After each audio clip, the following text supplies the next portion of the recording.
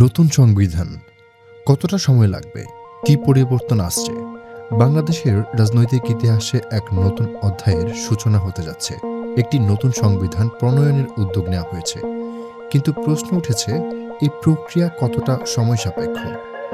আর এর মাধ্যমে আমাদের রাষ্ট্র ব্যবস্থায় কি পরিবর্তন আসতে পারে? আইন উপদেষ্টা ডক্টর আসিফ নজরুল জানিয়েছেন, নতুন সংবিধান প্রণয়ন একটি দীর্ঘমেয়াদী প্রক্রিয়া। এটি সম্পন্ন হতে ২ থেকে ৩ বছর সময় লাগতে পারে। এই সময়ের মধ্যে ১৯৭২ সালের সংবিধান প্রয়োজনে সংশোধন করে পরিচালিত হবে এবং বর্তমান সংসদই তা পরিচালনার দায়িত্বে থাকবে।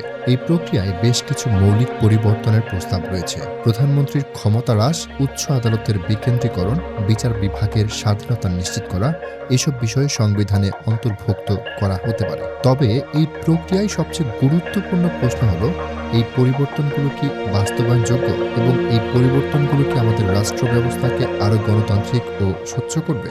নতুন সংবিধান প্রণয়নের এই উদ্যোগ আমাদের জন্য একটি সুযোগ হতে পারে, কিন্তু এই সুযোগকে কাজে লাগাতে হলে প্রয়োজন সবার অংশগ্রহণ, স্বচ্ছতা এবং সময়োপযোগী সিদ্ধান্ত।